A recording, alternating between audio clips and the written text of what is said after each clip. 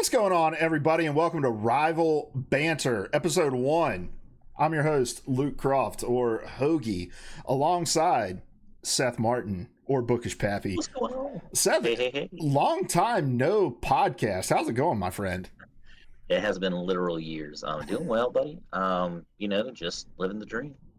Dude, it's crazy. We used to do a Player 3 podcast for the uninitiated back in, when did Destiny come out? 2015?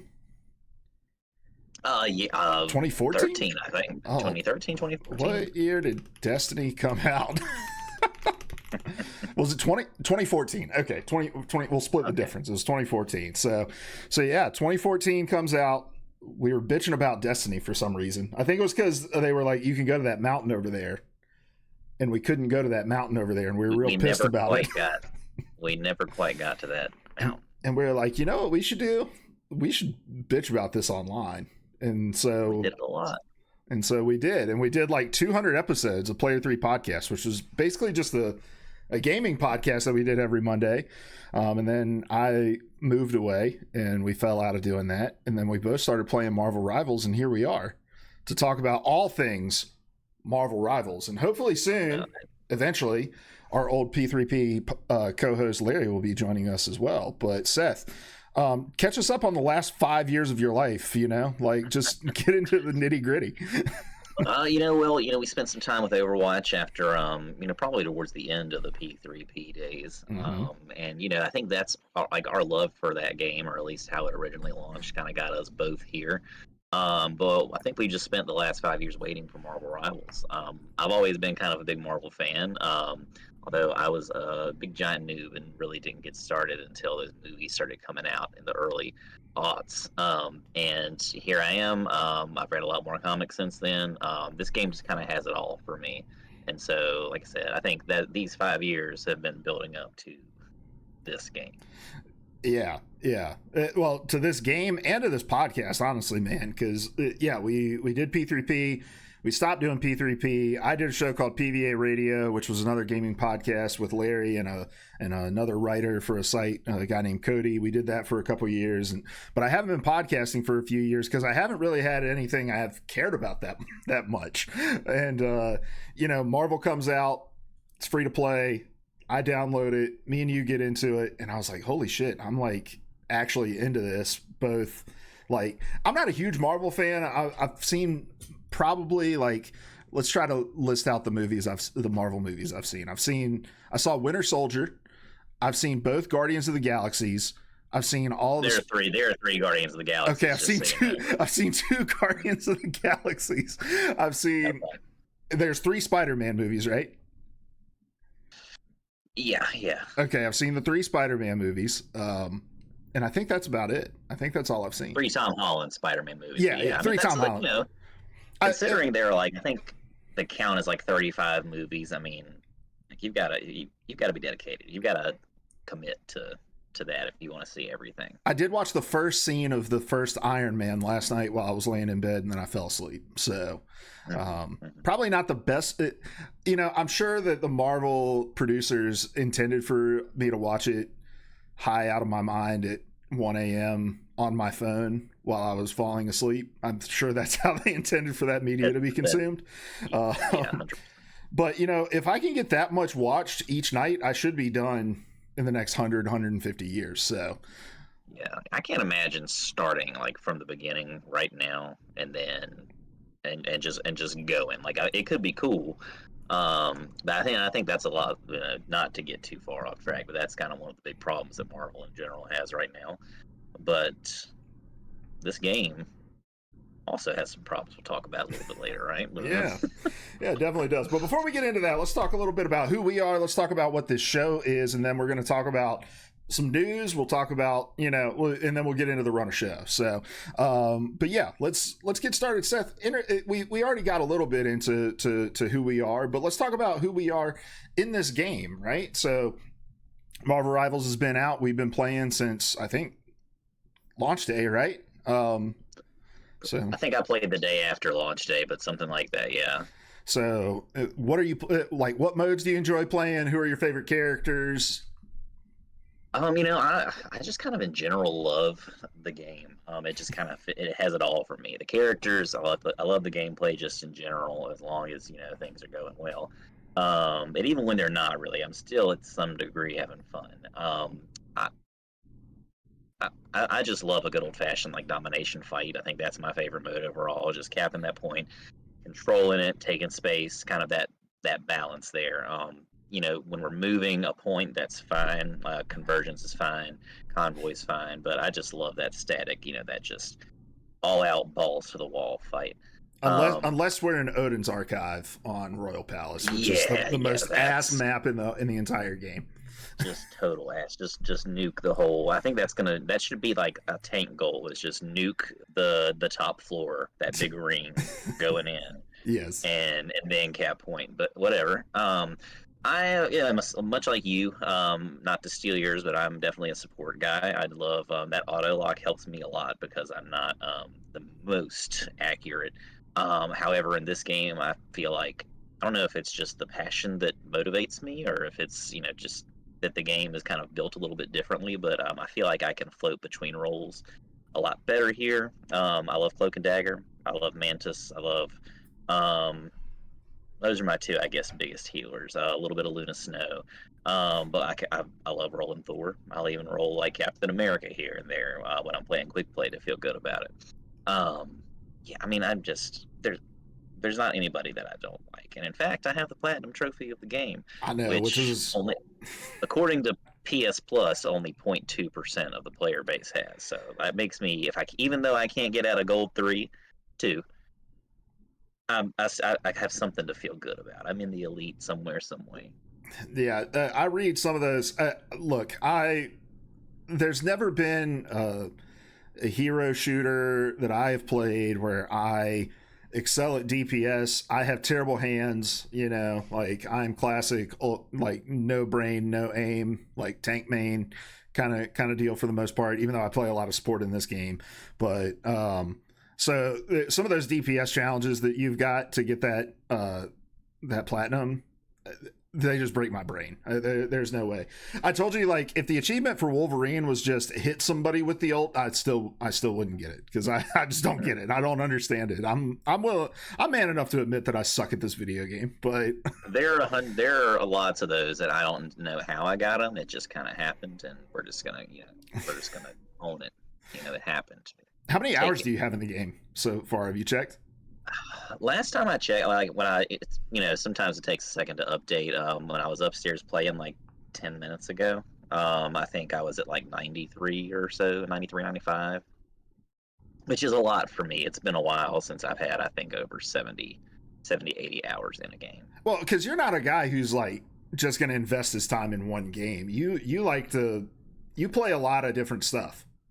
I bounce, yeah. And so I'm kind of struggling right now just to find the time to fit the different things I want to do in. I've been playing around with like Warhammer Space Marine 2, and that game is a lot of fun. And I've been trying to like build myself up in that game too, even though it's a lot more kind of insular, like solo kind of thing. I just like making my big dude and getting the fancy armor. Avowed has come out and all this other stuff, and I'm like, wait, are you playing Avowed? Not yet, no, but I've got to download it. I've been too busy. Every time I get on, it's either Rivals or Space Marine. So I'm between family and jobs and all that stuff. It's definitely hard to there's not enough time. All right, forget those two things. I have been watching some Avowed gameplay. It looks fun, but maybe we'll resurrect P3P someday and we can talk about Avowed. Sure. But yeah, so no, I'm with you. I play a lot of support, and I've been playing a lot of comp in this, and I got really into competitive Overwatch for a while, but I was never one to do a lot of like solo queuing in ranked. But for some reason in this game, like, I don't know, like supports feel like you have a lot of impact in the game, and I feel like I can somewhat carry in a game. So I find myself solo queuing a lot in comp. And right now I'm in Plat 1 and hoping to get Diamond sometime this season, which would be cool. but yeah, playing a lot of Invisible Woman and Luna Snow are my two mains, and then I have like a weirdly serviceable Moon Knight, despite the fact that I'm not very much not a very good DPS player. I had that one like insane 45,000 damage game that we still lost somehow. I remember. Oh well, that Ankh helps a lot with Moon Knight. That's half of Moon Knight's forte right there. It does. The Ankh, and then just, you know what also helps? It helps when you are facing off against a Loki and he's setting all of its turrets like on point, and that just acts as like a bunch of other Ankhs for you because you're just bouncing your shit off of those stationary turrets as well. But yeah, playing a lot of comp, and like I have my PlayStation here at my setup because this is the desk I stream from. So like during like my lunch break and stuff, I'll just fire up quick play and stuff like that and play as well. I'm trying to play more just like different characters, because in these games I tend to just like get my characters and play my characters. You played with me in Overwatch.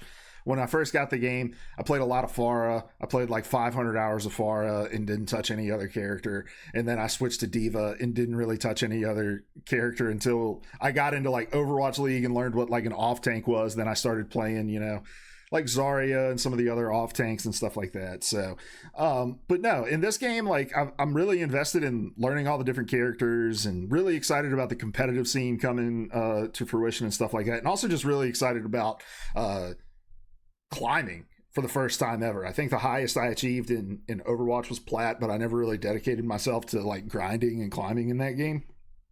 Mm-hmm. So yeah, that's who we are. Let's talk about a little bit about what this show is real quick. So this is Rival Banter. We're going to be doing this show live every single week over here on twitch.tv/itishoagie, unless you know, we might decide the show's popping off, we're going to create a dedicated Rivals channel or something like that. But for right now, we're over here on twitch.tv/itishoagie. We're also streaming over on TikTok at Hoagie, which is my name over there. If you're watching over on any of those platforms, feel free to chat and, you know, engage with what we're talking about. We want to find other people who love this game, talk about this game. This is mostly just an excuse for us to hang out and nerd out about a video game we both love for an hour and a half each week. So, but we're going to be talking about all things Marvel Rivals, but mostly the talk is going to be around like competitive, around balance, around game news, and like the esports scene. Like I said, I'm not much of like a Marvel universe guy, so I'm not really going to talk much lore. Seth, you might bring some of that angle. I don't know. You got some Marvel characters chilling behind you there on that shelf, I'm sure. Yeah, they're back there. How many Marvel, like what percentage of those would you say are Marvel? So the first two shells, like the top two shells, are all Marvel. Oh, wow. They're all Marvel Legends, and they're kind of layered. I need to kind of tier them a little bit better, but I also just need a better display going on down here. So yeah, I definitely enjoy. I'm a big giant kid. Mm-hmm. Here we are on a video game podcast. Hey, look, man, you got to stay young somehow, you know? And if this is how we decide to do it, this is how we decide to do it. But so you might bring some of the lore to the show. I'm not going to be the one that's sitting here talking about, you know, is Magneto Scarlet Witch's dad or is he not, or, you know, whatever. Maybe not. I have been reading some of the comics, though. I did get a Marvel Unlimited subscription and have been reading, like, one of the X-Men reboots, one of the Avengers reboots, stuff like that, so... Maybe. I think this whole game is just a way to push Marvel Unlimited, but whatever. We can get there too one day. Yeah, and this new Daredevil series that's coming out in like 2 weeks. Yeah, wow, it is sneaking up. So, did I miss anything? Is there anything you want to bring to the show, Seth? No, not in particular. I just enjoy talking about the game. Like you said, this is a way to hang out. We're separated. We're literally on different coasts.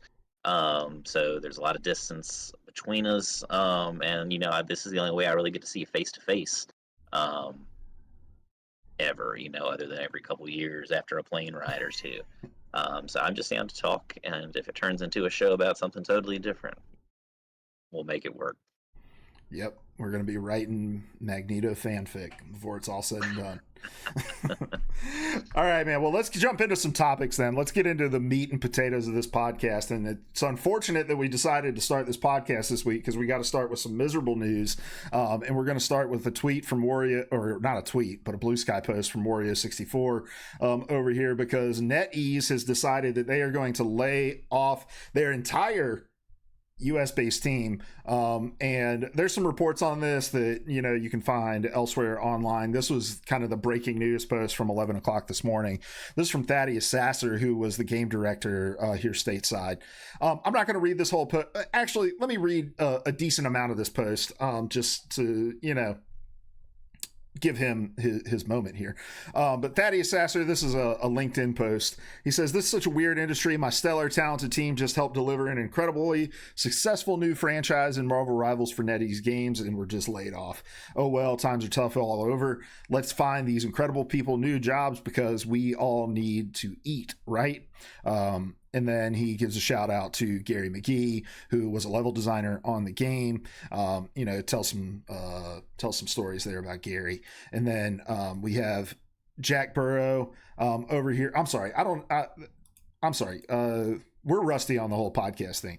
Gary McGee was a technical designer, not a level designer.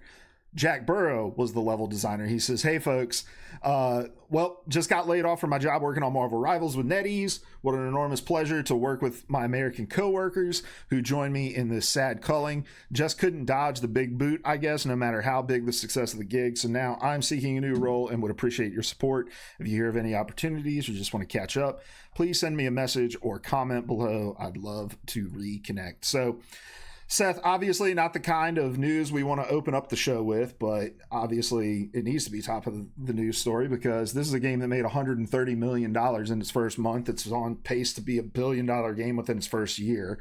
And a free-to-play game that did that, by the way. A free-to-play game that did that. So, what was your thoughts when you first saw this and having some time to absorb it? What are your thoughts? I mean, and we haven't had a lot of time because, it really just happened. It's pretty breaking news today. But, my God, that Marvel license must be astronomical or something because that's a lot of money. That's a lot of cheddar for a team to get laid off with something so successful going on. It just boggles the mind. From everything I've read kind of outside of this, it sounds like NetEase hasn't made a response, at least that we've read up to this time. So until we know more, it's hard to say, but it just kind of reeks of everything that EA does and lots of other companies in this industry. It's just whatever they can do to kind of make that whoever's sitting up at the top tier a little bit richer. I don't know. Yeah, from what I understand, this was like you said, it was sort of the EA playbook of not that the game wasn't successful, but that the game wasn't as successful as the company was maybe necessarily hoping for. I also think, so one thing about me, for those listening in who don't know who I am, I've been working in the games industry now for 5 years, and if there's anything I've learned in the 5 years that I've worked in this games industry, reflecting on my time podcasting about the industry and my time at P3P, it's that you don't really ever have a clue what's going on behind the scenes at these companies. And we spent years and years on P3P speculating as to what was happening in these boardrooms or these proverbial Zoom meetings or whatever. And the fact of the matter is that you can never really pinpoint what the motivations are or read the tea leaves about what this means for the long-term success of a game or whatever. An American studio is an expensive thing to have. NetEase is a company that's based in China. They have their own development teams over there that are working on this game. They released their update videos that we're going to be talking about later today that featured a lot of their Chinese team members and stuff like that too. So, there's no telling what the reasoning behind this is. But nonetheless, it doesn't make it any harder. With that in mind, it doesn't make it any harder for me to say, fuck companies that do this. $130 million after I know how hard game development is and how hard it is to get games across the finish line. And for a team to dedicate the years that it took to get this game across that finish line, and for it to be received as well as it's been received, not just from the standpoint of people who love Marvel playing this game and enjoying it because they're getting to, pilot their favorite characters, but for guys like me who are big fans of hero shooters, who love this from the perspective of it's just a really good hero shooter. Like, this game is a technical, like, marvel in a lot of stances. I mean, no pun intended, right? But what was the article that came out last week that was talking about like the technical achievement of like the strange portal and stuff like that, and how you remember what? I've not read that, but I mean, it all makes sense. I mean, that's just like to be in a time where we can make that happen and try to trick somebody into falling off the map. Yeah, like it's just this talented team who blood, sweat, and tears put into this game to make it happen, and to see the fruits of their labor over these first 2 months and how successful this game has been, to just get blindsided by this is just insane to me, like, and it's a brutal industry, and it's brutal because of there's only one motivation to me that makes sense, and that's greed, right? Like, Marvel license can be as expensive as it can be or whatever, but these are the people that made this game what this game is, and tomorrow they're going to be logging onto LinkedIn, and they're going to be pulling up their resumes, and they're going to be out job hunting when they just helped deliver a super successful game. And yeah, I don't know, it hit like a gut punch because I love this game, and it always makes it a little harder to support something when a company goes out of their way to screw people over like that. Definitely. And I know you were talking before stream that you had a little bit of trouble, like, logging on to say, like, to play the game this afternoon because of this.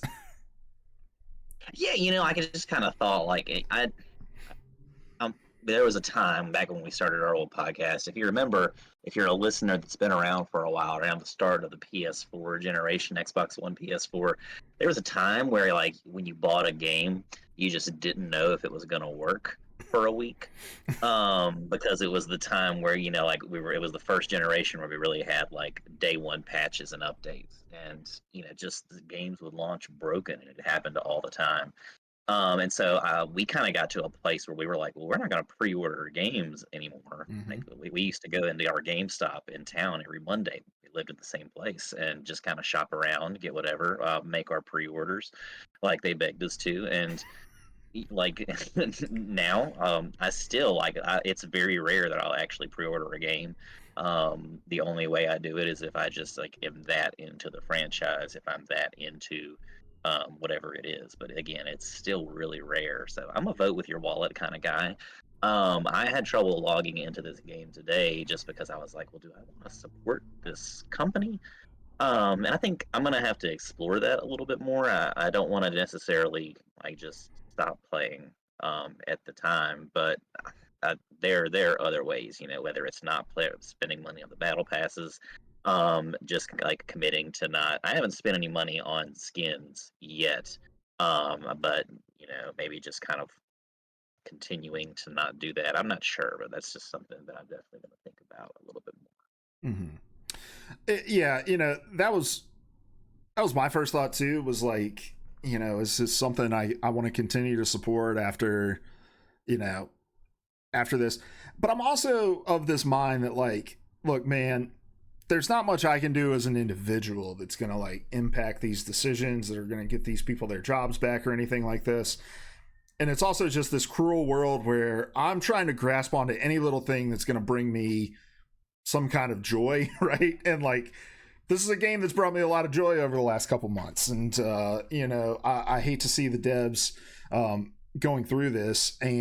But I also know that there are other devs that are working hard on this game still, and are going to continue to work hard on this game. And do I, pull the rug out from under them with my support with playing the game or spending, which I haven't spent a lot of money on the game to begin with, but, it's a conundrum because there's still people like these devs that have just been laid off who are still working at this company, still working hard to make something cool. And this is something, like I said, that brings me joy. But yeah, it's definitely something that's challenging, to say the least. So welcome to the first and last episode of Rival Banter, a Marvel Rivals podcast. Yeah. But no, any other thoughts on this story? What do you think that this means maybe for like the game at large? Do you think this changes anything in terms of NetEase's like commitment to the long-term support of this game? Because we're going to talk about the videos that came here in a little bit, and it seems like they still are pretty committed. I mean, it's impossible to say for sure, but yeah, I mean, the timing probably plays into the whole situation in some way, I'm sure, because they are doing this days before that mid-season update and the addition of the new map and new characters that we're going to talk about in just a second. But so I'm sure again it all kind of combines together in some way. One has to do with the other, but I don't know. I mean, they're hinting at characters in the future. They are, I don't know. Like I'm sure like this thing seems like it's too big to just go away for right now. But of course, you never know.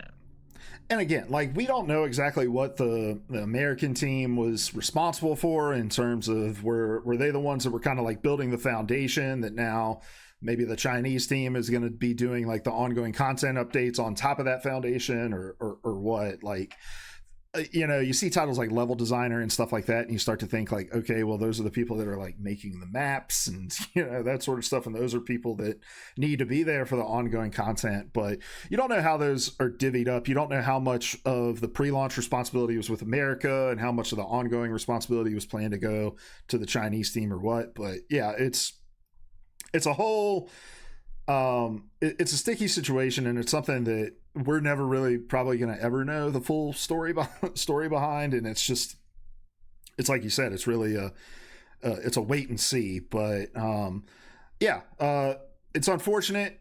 It's an unfortunate story that we have to kick off the show with, because we were really hoping to kind of just celebrate the game and have fun talking about it. But this is just the reality of this industry. It's the reality of this world that we're in right now, where corporations are just trying to find every little sliver they can take off the top to, you know, make their margins a little bit better. But, you know, we're going to continue to cover the game, continue to see where it goes. And, you know, if the content seems light, the quality seems to be going down, this might be the genesis point to be able to point to say that's where it all began, right? So.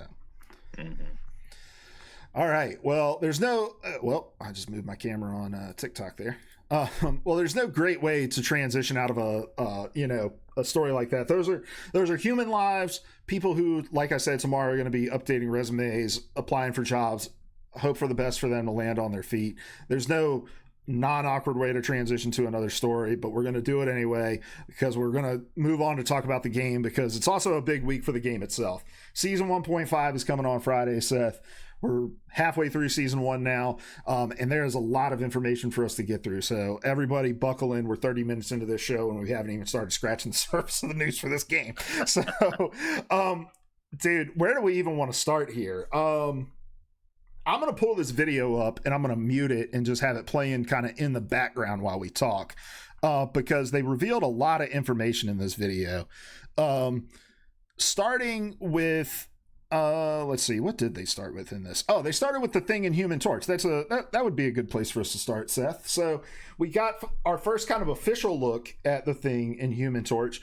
No official word on what their abilities are, but the first kind of look at gameplay for them, and you can kind of piece together from the leaks that we've seen in the past on what these abilities and stuff are. So let's talk about them to begin with. Who do you want to start with? Oh, I don't know. I actually saw today, just in like Facebook ads, they had some kind of closer looks at some of the abilities of the characters. Oh, did they?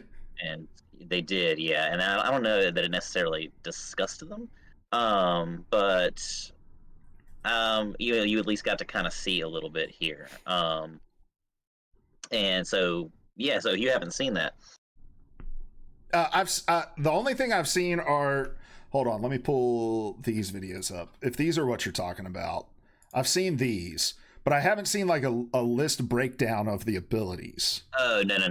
Okay, just making sure. Like, Yeah, so we can start with this I Human mean, Torch video if you want. sure. I mean, they look awesome. Like I just glancing at them and seeing kind of what they can do, it looks like both of these characters are going to be a lot of fun to mess around with.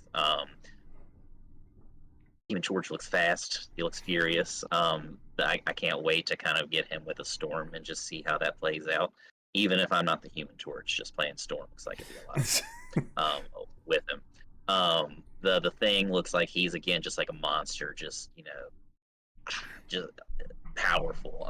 We had some speculation before, just kind of talking while we were playing games or between matches, like how cool would it be if the thing could like. Oh, your audio cut, or did my audio cut out? Giant ass rock and just throw it, whatever. We don't have that. Say that. But kind of watching. Say that one more time. What did you say? You cut out for me. Say that one more time.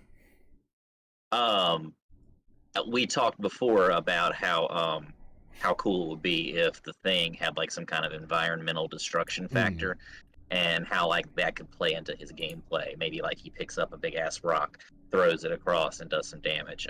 We don't have that, but we do. I noticed like it seemed like he could like really easily destroy environments, and that kind of goes along with like that makes me think of destroying that top layer on Odin's Archive. You know what I'm saying? Just get rid of that thing right at the start, and just go from there. Right? Yeah. Sorry, the video player on the Marvel site is terrible. That's what I wasn't sure if it was me or if it was that. No, it's that. But yeah, so we have some leaks around the abilities for the thing. So basically his primary fire is kind of this like quick succession of punches, and then his secondary fire is a slower, more powerful punch that you just saw there. Then he kind of has this support ability where he'll leap in, and you can see there after he leaps in, he's surrounded by rocks because he gets a damage reduction, and then if he has teammates around him where he leapt, they'll also get some sort of a damage reduction. He also sort of has this like I don't know if you've played Overwatch since Malga came out, but I think that's his name. But he has this ability where he like can run forward really quickly, and he kind of knocks stuff out of his path as he's running forward. One thing that I read from the leak that sounded really interesting was he has some sort of like, he leaves a trail behind him that has like some sort of displacement mitigation, which there's a lot of like soft CC in Marvel Rivals, right? Like a lot of knockbacks and stuns and stuff like that. And so if he leaves a trail that then you can stand in and kind of mitigate some of that knockback, I think that's a really cool kind of like support crossover, like hybrid feature of a tank that could be really cool. And then his ultimate ability is he just knocks up everybody that's in front of him, and they showed that briefly here in this video. But yeah, I mean, he seems like some standard like tank fare with some kind of creative support abilities. Here's the ultimate ability for him, but right here he punches the ground and knocks everybody up in front of him, and then he gets that big punch in, which looks awesome. That's a good way to end a match there. Like I can see that happening now. One thing that's a little disappointing to me is the only team up that we know that he has right now is with Wolverine, and it's the same exact team up that the Hulk has. He can pick up Wolverine and just throw him like a baseball. So I was hoping to see maybe a little more creativity there, but overall he looks like a really fun tank, a little less mobile than say like Hulk or something like that, but brawly and looks like fun. But yeah, let's see if this video will load for us now. Look how many fireballs he has. That like just kind of at a glance, without knowing too much of anything. Like I think about Mantis. She has like her little leaves, or whatever. I'm terrible at remembering the names of the stuff, but her leaves. We'll go with. They're like 5. Look at all those fireballs. It just looks like there's a lot to be done there. Yeah. He looks like he has a lot to manage. I like that he's got this the sort of like storm flying ability where he just has like an infinite float. One of the things that I like, you can see it in this clip. So he has these kind of fire wells that he throws out that form these AoE, and then if you throw them close enough together, they form these fire walls. So you're going to get like area control out of him. You're going to be able to like, defend chokes with him to an extent. And then his ultimate ability is, this little like fire tornado that he can throw out, and then it will combine with the Storm ult to turn her hurricane into a fire hurricane. And dude, this seems like one of those characters similar to Spider-Man where people are just going to pick him up because he looks fucking cool to play. Right. I don't know who I'm more excited to play, because I feel like the Thing's more my play style, but Human Torch just looks fun as hell. Like I'm definitely gonna have to play around with both. I'm really interested to see what the damage numbers look like on the Human Torch, because one of the just classic kind of things when it comes to hero shooters is that when new heroes come out, they're just a little more OP than everybody else, and he seems to just have a lot of ability to create zone DPS, like AoE DPS and stuff like that. So it'll be interesting to see what the math looks like for him when the like full details for his character kit get shown. And it'll just be interesting to see what he looks like in the meta, especially if, we'll talk somewhat about like some of the changes that got leaked for other characters in the game, but it looks like Storm is still going to be a pretty strong DPS in the meta. And with two characters now kind of flying high above the sky, is that going to make characters like Punisher and like Winter Soldier, hit scan characters a little more valuable? There's going to be some buffs with Black Widow coming in to try to deal with some of that assault from the sky, because it'll just be interesting to see how he shakes up the meta, because Storm already has a pretty strong team up with Thor, and now a second strong team up. Well, seeing it once we see how it plays out, could make for some interesting meta shifts in season 1.5. Definitely. Any other thoughts on these two new characters before we move on? I don't think so. I think I'm ready. I'm ready too, man. I'm just ready for some changes. Let's talk about this real quick, because one of the things that they mentioned in the update video that they put out this morning was kind of their approach to balance patches. One of the things that they don't really do, like, so I worked in esports for a while. I worked mainly with League of Legends, which gets a patch. That game gets updated very frequently with lots and lots of changes, meta changes in that game every couple weeks or whatever. This game is very different from that. We haven't really had any kind of balance updates all season. All the patches have really just been kind of like bug fixes, adding skins and those sorts of things. And they said that that's kind of the approach they want to continue to take with patches moving forward. But they do want to have a little bit of willingness to maybe get in there and address things that are glaring if there's like a character that's super OP in the middle of the season. But for the most part, they're gonna be a little hands off when it comes to balancing mid-season.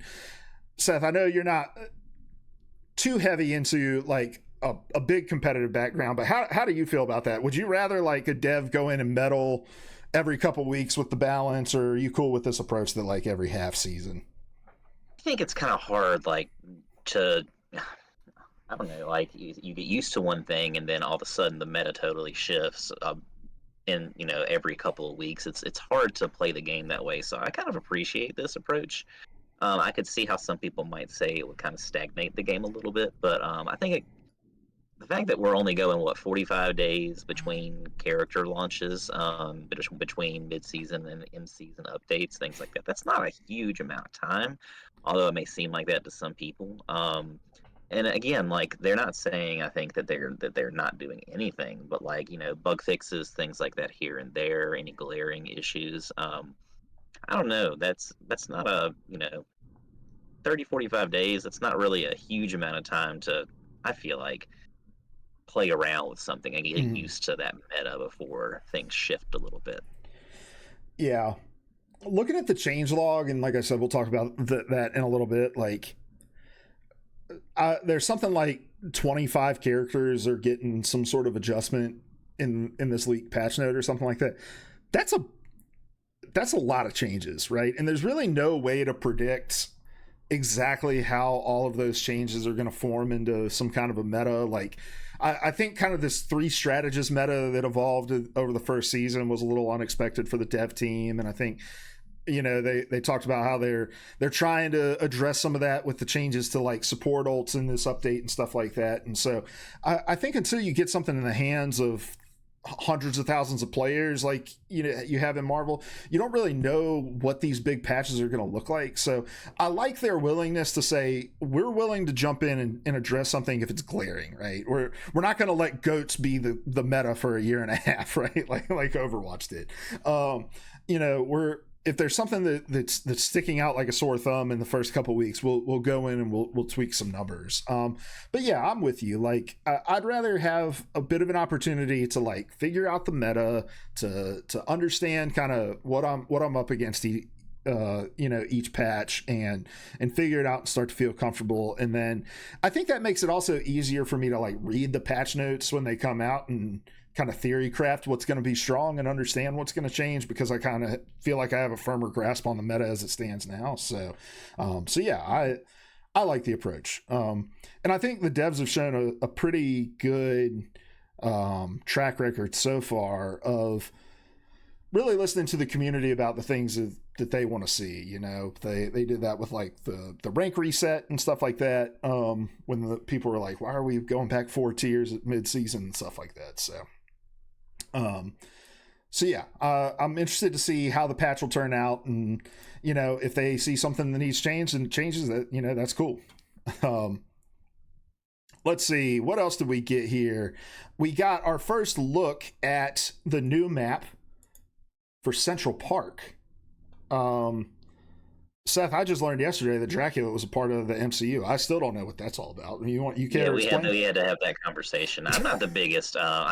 There's only so much Marvel lore that I know. I do not have the Dracula action figure, although I do know that he released in a recent Marvel Legends wave. But I mean, this is when you hear Central Park, this is not what you expect, right? And I like just kind of hearing it, I was like, okay, cool. And when I clicked the link earlier, when I saw it even come up on my Facebook feed and watched it a little bit further, I was like, oh, it's a very gothic Central Park. Dracula's castle's there, man. And there's a lot going on there. And just watching like Castlevania over like the last couple weeks, I was like, hell yeah, like this looks like a lot of fun too. There's a lot seems to be going on here. I think we talked before. As of right now, I don't think we know what kind of map this is going to be, but I mean, it looks like there's some variety here. Like there's some inside the castle, there's some outside the castle. I could see this being a really cool map for really any kind of game mode.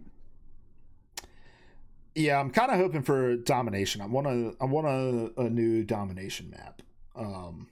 And I feel like I read somewhere that this was going to be a domination map, but yeah, I'm all about this aesthetic, this kind of like gothic, Dracula's castle kind of thing. Love the art, love the design. When I heard that it was going to be Central Park, I thought it was going to be just kind of in that same vein as like the Midtown map that we got for this season and stuff like that. Yeah, so same here. I wasn't super excited about it. The stairs kind of give me like that's what kind of makes me feel like that kind of verticality, the levels too.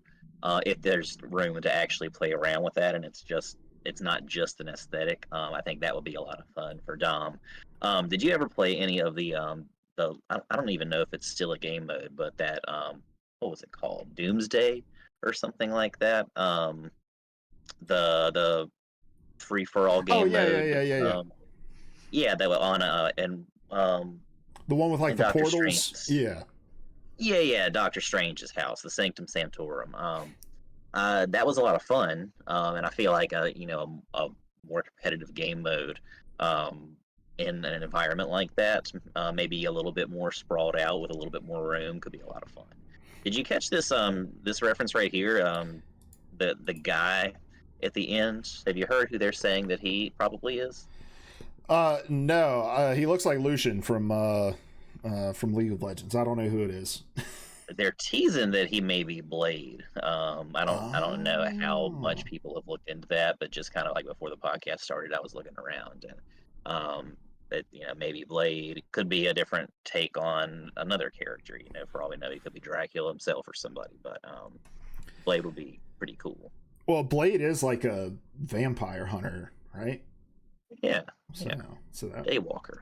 So that makes sense. Again, guys, look, it's episode 1. First of all, we're a little rusty on the whole podcast front. We're going to figure that part out. Second of all, you guys are just going to learn that I'm going to ask a lot of stupid questions about who these characters are. All right, I don't know. I just know the thing is big and he's made of rocks from some sort of botched space mission. He's a big rock guy. It's fun. But yeah, I'm interested to see more. I'm the way they're putting out information for this game is a little strange to me. Like, they tease information and then they put out a little bit of information, and it never feels like they give us the complete information about anything until it's like fully out in the game. And so like telling us that this map is coming but not telling us what like game mode the map is, to me, is like really strange. So but yeah, I'm looking forward to a little unusual. Yeah, I'm looking forward to seeing it in game and checking it out. Let's see, what are some other things that they talked about in this video before we move on to the leaked patch notes here. So yeah, they touched on some of the competitive mode adjustments again. So last week they announced that they were going to be doing a soft ranked reset in the mid-season, and they were going to do a 4-tier reset at mid-season. And then same day they went back on that and said, never mind, we're not doing a ranked reset at mid-season. Instead, we'll just do the full ranked reset of 6 tiers at the beginning of the season for season 2. Let me give my thoughts on that real quick, Seth, and then if you have any thoughts, I'll let you go. I really appreciate that that NetEase realizes that not everybody is just some streamer that sits down and plays this game for 12 hours a day, right? Like, if you're going to tie rewards to your ranked mode, be like favorable to the people who just log on for a couple hours each night and play. I think that makes sense when it comes to like the season rewards that they're showing here and stuff like that. I think I like the fact that they're not just being kind of fully dictated. And I think that also is a reason that they're not patching the game every 2 weeks too. Because it's like, look, we don't want people logging on to a new game every time they get a chance to play it, right? Like, so I appreciate that. It's a constant balance with games like this. How much are you catering to the top 500 players? How much are you catering to the streamers that play 24 hours a day versus how are you catering to the casuals, to the free to play players, to the guys in bronze? Like, and I think they're trying to strike that balance, and you can argue one way or the other about which way they're leaning towards, but I like that they came back same day and just said, all right, guys, we hear you.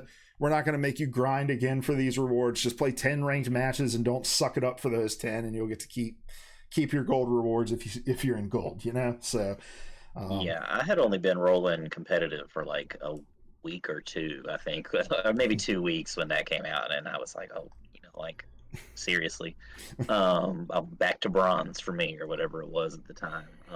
But I'm glad I have a little bit more time to keep on climbing. Mm-hmm.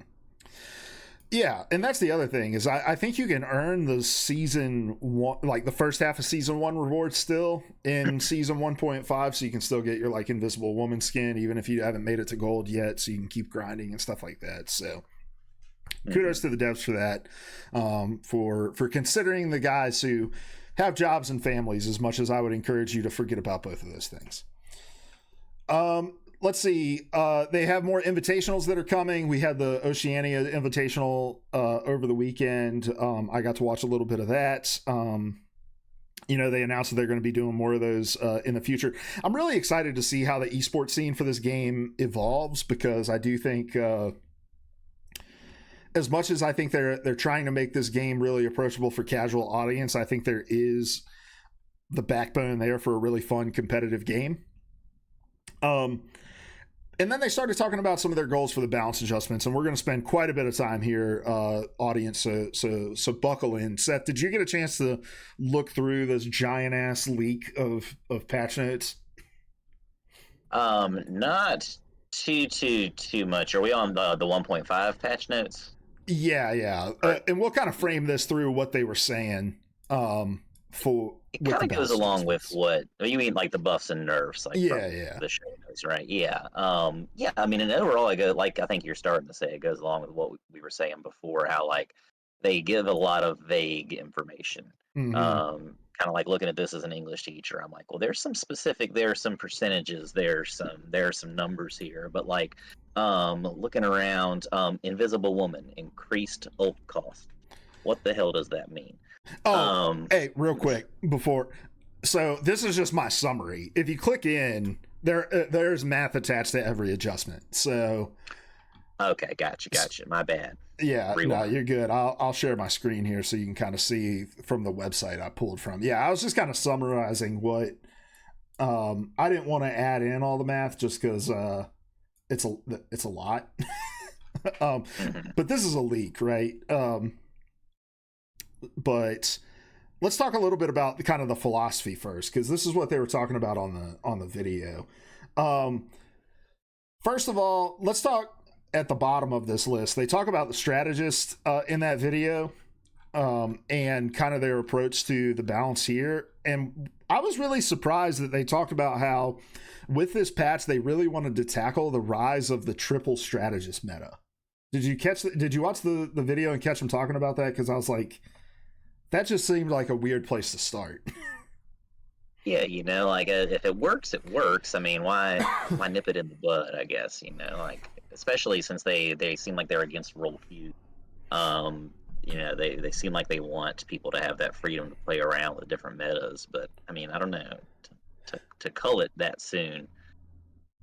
Well, it's that, but it's also just the whole like I feel like the the zeitgeist around the game is still just like it's 2-2-2, right? Like if you want to be successful, you just play 2-2-2, and I still feel like the three strategist meta is still very fringe when it comes to like what people consider to be meta strategy. It like anytime we're in a game and we go three strategists, I'm like, okay, it can work. Like Can work. it can work, you know. But I did like what they said about how it just becomes frustrating to play because it becomes a little more grindy when you're going up against like a Luna, Invisible Woman, Cloak and Dagger ult stack, right? Because then they're basically negating all of your DPS ults every single time that you have one up, right? So I get that, but their way of targeting this was we're just going to increase the ult cost for every single team saving ultimate in the game, basically. So Cloak and Dagger honestly, it gets the most adjustments to her ult, and we're not going to go through every single individual one of these, but Cloak and Dagger's ult cost goes up. She's not going to be able to stack her ult anymore, so you're not going to be able to fly it back and forth and stack the healing output on it. And it's only going to last for 8 seconds versus 10 seconds. So a lot of adjustments there. And then the vulnerability ratio of Fear Cloak to enemies has been increased from 20% to 28%. So a lot of adjustments to Cloak and Dagger's ult there, which you had to know this was coming, right? Cloak and Dagger was just one of those characters that it didn't make sense not to have her in a competitive game, and you don't ever want to have a character that it doesn't make sense not to have. So it'll be interesting to see how these turn out. But yeah, Luna Snow gets another ultimate cost increase. Loki gets an ultimate cost increase because he can just copy, Invisible Woman, Cloak and Dagger. Invisible Woman gets a cost increase, and then Mantis just gets an upper limit decrease of the additional health that her ultimate provides from 100 to 75. So lots and lots of nerfs to the strategist role. One buff to the strategist role, though, Adam Warlock, increased damage, increased healing output for Soul Link. So probably going to see some more Adam Warlock as a Cloak and Dagger main. Seth, do you feel personally targeted by this? I mean, you hate to see it. I feel like, especially when I'm layering that ult, like counter ulting against like another Cloak and Dagger, I feel like that it doesn't last long enough with 10 seconds. So to see it cut down to 8, I mean, it is what it is. We'll have to make it work. There's the only way to kind of see how it's going to work is to play it out. But I've still got love for my almost said my girl, but you've got to consider both sides of the coin. Mm-hmm. For the squad. I mean, I think they're still going to be a powerful pick. I think, they're it's still gonna the auto aim on the healing and the output there. Like, there's still enough to her kit that she's gonna still be very, very present inside of the meta. Yeah, she's still viable for sure. I honestly thought they were just gonna revert back to 3 procs of her ult rather than 4. Like, I thought that would just be the simplest change. Yeah, I mean, it may all shake out to be about the same. Yeah. The other thing that they mentioned in the video was they wanted to kind of navigate away from this kind of Vanguard, like 2 shield power that we're seeing, because the 2 most commonly selected tanks right now are Magneto and Doctor Strange, so they've kind of reduced their survivability. They've increased Magneto's damage output, so his projectile damage on magnetic orb gets an increase. Again, all of this is from a leak. I think some like the Chinese site accidentally put something out and then took it down, so this is all translated from that. But it aligns with what was in the official video. So Magneto gets a little bit of a damage increase, but the energy consumption per second for his Iron Curtain has increased as well. So, you have to spend energy in order to use a shield. So you're going to have to spend more energy in order to do that. And then Doctor Strange just gets a flat base health reduction from 650 to 600. So, I mean, I think that makes sense. We see a lot of diversity in Gold and Plat with tanks, but watching as much competitive as I have over the last couple weeks, it really is just Magneto and Doctor Strange that you're seeing. Yeah. So I'm not a Captain America main. I don't even know if I've played Captain America a single time, but did you read about these changes to Captain America, Seth? Do you understand these? So he'll be able to use Absolute Will during his jump, so he gets that defensive ability, and the projectile speed of his shield is going to get an increase, and his ultimate cooldown has been reduced, and the ricochet speed is actually pretty significant. Like, so going out at 60 meters, it's gone from 60 meters per second to 80, and coming back it's gone from 100 meters per second to 150. So yeah, so he's one of the characters I first started playing when I first started up the game, and he's definitely, he's got some advantages. He's got some good stuff going for him. He doesn't seem like he's the most competitively viable character on that tank roster right now.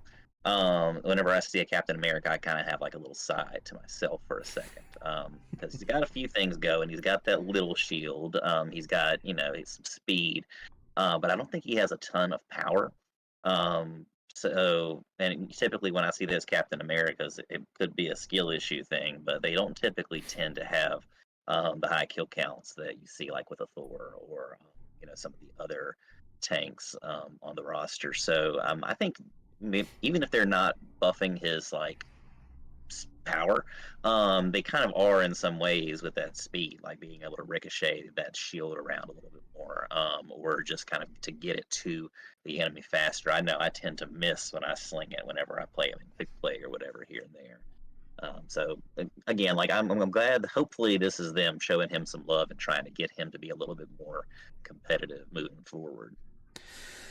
Yeah, I think Captain America's in a strange spot because, from what I understand, again, I'm not a Captain America player. Like, the players that know how to play him well take advantage of like his animation cancels and like some other stuff that isn't necessarily like an official part of his kit, but just kind of like it's a feature, not a bug kind of deal, like the result of just his design or whatever.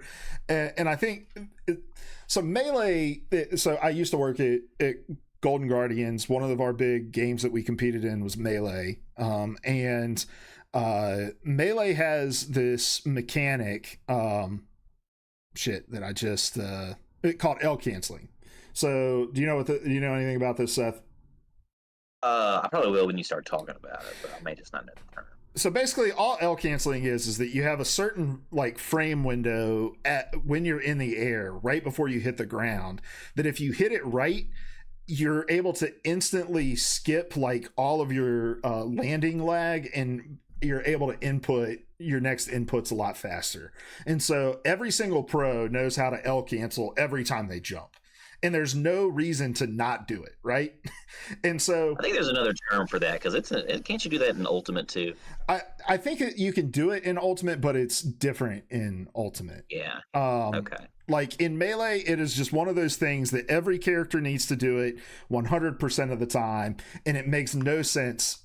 And like Melee purists are like, it shouldn't be taken out of the game, like it needs to be there, blah blah blah. But it's like, it really is just this weird gatekeeping thing where it's like there's no reason to not do it, and so it's just this weird skill issue that keeps people from being able to play the game. When you're relying on something like animation canceling for a character like Captain America to be viable, you're putting this like artificial barrier in the skill issue for people to be able to pick him up and be competitive with him. So if it's the case that in order to do this well with Cap, you're going to have to learn to do that stuff, unfortunately, no amount of like math changes are going to help to fix Cap. You're going to have to eventually address the design of the character, but it'll be interesting to see how these adjustments impact his place in the meta. Because right now, I think he's the lowest pick rated tank in the game, maybe the lowest win rated tank in the game or something like that. So it'll be interesting to see how these shake out. I'm trying to think any other interesting tank changes here. Groot just gets some increased distance for his Thorn Wall. Thor gets some tweaks to his Rune Awakening, and Venom, instead of knocking players up on his ultimate, he's instead going to knock them inward, which I think is a cool change. So he's going to get a little more utility out of his ultimate there, and his ultimate charge is going to get reduced too, because I feel like it takes Venom forever to charge his ult right now. So. Yeah, and for not a lot of bang for the buck. Hulk is actually ranked 1% lower on this list. That's right. They shared the list. Surprising. I know, because I feel like Hulk has a lot more like mobility and utility. He's got like hard CC in his kit. He's got point stall in his kit. That's kind of crazy. Yeah. All right. Oh, go ahead. Sorry. Just freaking people, man. I don't want to go line by line through all of these DPS buffs. Was there anything that's jumped out to you on this list before I say my piece? I don't know in particular, and I do need to probably start wrapping up here soon, fairly soon too. DPS wise,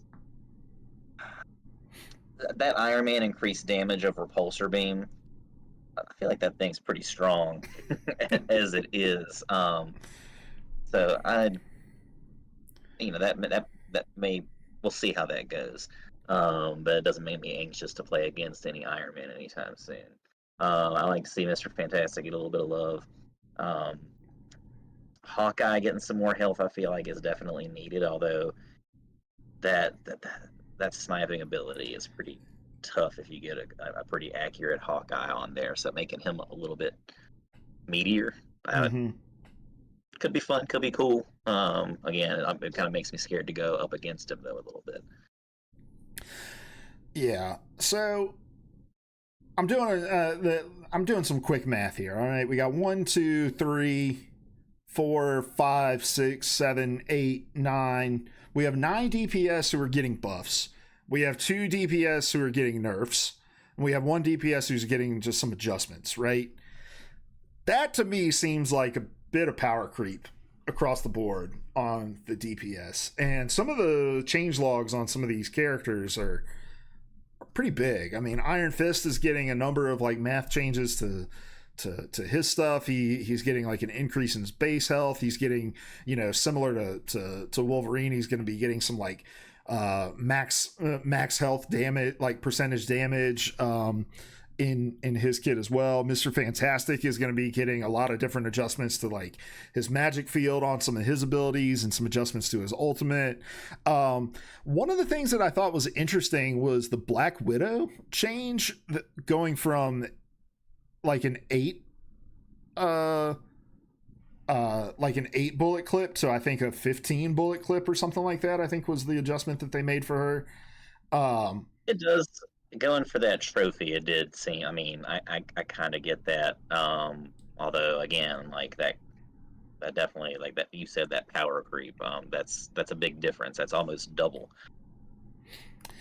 Yeah, well, I don't know. Black Widow is always going to be a hard character, I think, in Rivals, because I think the devs for Rivals have already talked about how they really want to stay away from like one-hit knockout characters, and for Hawkeye and Black Widow, for the type of characters that they are, I mean, on the surface, like these sniper-esque characters, it's really hard to design a kit for them that doesn't have a one-hit KO, and if that's not what they're going to be designed to do, then how do you start to balance them? I don't know if doubling her clip size is really the thing that's going to start to make her more viable in the meta. I don't think it's good. I mean, she is the lowest pick rated character in the game. She's the lowest win rated character in the game right now. I think pretty much across rankings as well. So I don't know how much that change with her is gonna move the needle. I'm interested to see if that really is what's impacting. I guess the thought is you can hip fire more frequently and maybe fight up close and use her kick and, you know, start to get up close and personal with people, but we'll see. Finally, they're getting that Moon Knight bug to ult out of the game, which has been in since day one with the weird like double hits on certain procs and stuff like that. Also, just decreasing the amount, the speed of the projectiles in his ults, I think is huge, because sometimes he doesn't even get a word out before you start dying to it. So yeah, I'm interested to see. I think if we're talking about characters we're going to see more of, I think Iron Fist we're going to start to see more of as maybe more of like a tank buster rather than in the backline with his percentage max health damage that he's going to be getting. I think we will probably start to see more Iron Man. I think the Storm nerfs make a lot of sense because she was already a pretty strong character before the buffs, and then they just kind of overtuned her, and now she's like super strong. So yeah. All right. Well, I know you said we should be wrapping it up here soon, so let's hit on this last topic real quick, and then we will wrap this up. We were playing with my nephew earlier this week, and we were talking about characters we want to see come to Marvel Rivals. I mean, there's a couple characters in the Marvel universe, like 5 or 6. What characters do you want to see? Yeah.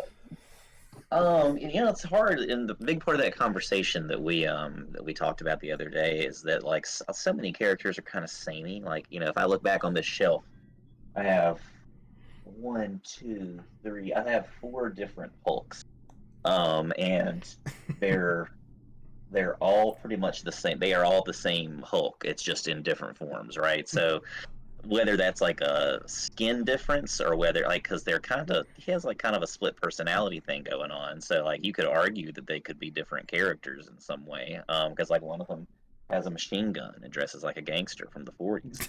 And then there's Red Hulk, who's a different character and stuff like that. I think there's a lot of potential. Maybe like getting the Sam Wilson Captain America, and there would be something kind of different with like some land and air capability would be a lot of fun. Looking around to get like maybe a Hulkbuster Iron Man built in there in some way, like, you know, big but with a big tank with some Iron Man powers too. I don't know how you justify that with an Iron Man existing already. There's got to be some way. But then just some of the fun characters, I think, like, I don't know, Carnage would be, I could see him maybe being somewhere between like a DPS and a strategist, something like that, especially with some of the comic book lore there is with him out there. Null, the symbiote god, would be an awesome tank, and this is probably really cliche, but just Thanos in general, I would be excited. Not Infinity Gauntlet Thanos, just regular old Thanos is still a pretty tough dude. So just seeing him get in there in a tank role, I think it would just kind of be like a crowd pleaser for a lot of people. Also, just all the interactions that he would have with people like in the spawn rooms would be a lot of fun, I think.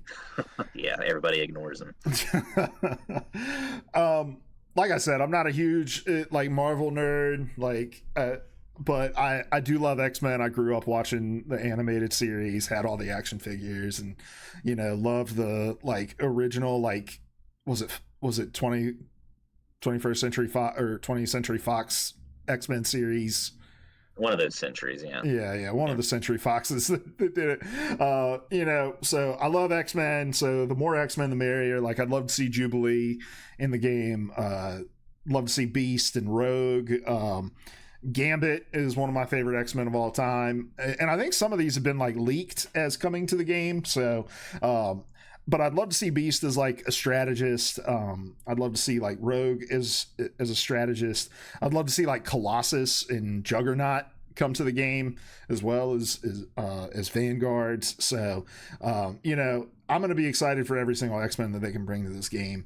You mentioned that Magneto, that like classic Magneto skin, and now I really want it because I'm reading through that Magneto arc, and he's honestly the most interesting character in Marvel, in my opinion. Like, he's a lot of fun. Have you watched X-Men 97? Yeah, he's so good in that. Okay. Yeah. Top notch. I mean, he's just the perfect like villain / anti-hero. Like, you're kind of sympathetic to his cause and in his plight, like. But yeah, no, the more X-Men the merrier. I mean, we're definitely going to get Deadpool at some point, and I think his interactions with the characters are going to be a lot of fun too. Spider-Gwen, I think, would be a lot of fun in the game. So, dude, this roster is going to be huge when it's all said and done, hopefully. I'm ready for it. I want that Dragon Ball like Sparking Zero size roster, just 180 plus or whatever it is, maybe 200 by now. Mm-hmm. And I'm all there for it. Again, like, some characters may be samey, but there are going to be some differences here and there. Yeah, you get Miles Morales in there. You've got an electric Spider-Man. Boom. Dude, there's some, like you said, there's just a lot of room. You mentioned the word joy earlier, and how kind of like this game, I know for me, has brought like a shocking amount of joy to me. I haven't enjoyed playing a competitive game like this in a long time, and I think a part of that is just because there's so much potential for anything and everything to happen. And I'm all in for it, baby. Look, dude, League of Legends is over a decade old. It's got like 150 characters in it. Like, they'll figure out how to make them different. Each character only needs like 3 abilities each. They'll figure it out, and there can be some overlap. I mean, the Thing is going to throw Wolverine too, so they don't mind pulling out some of the same stuff. But all right. All right, man. Well, I appreciate you coming and hanging out with me. If you tuned in on TikTok or over on Twitch, we appreciate you as well. Like I said, we're going to do this every Tuesday. We'll probably fiddle around with the time. Like Seth said at the beginning of the show, we're on different coasts, so we got to figure out a time that works really well for us. But make sure you're following us wherever you're watching us. We'll also be on podcast services everywhere the following day, so if you can't catch us live, listen to us over there. We'll do some polls on Spotify. We also have an email set up, Seth. Good old email, rivalbanter@gmail.com. If you guys have things that you want to talk about, topics that you want us to broach, questions, if you want some competitive advice from Seth on how to not get tilted at your team just trickling to the point for 30 minutes straight, email us over at rivalbanter@gmail.com. We'll be happy to answer your questions. But first episode in the books, guys. Seth, this was fun. Love you, buddy. Thanks for joining me today.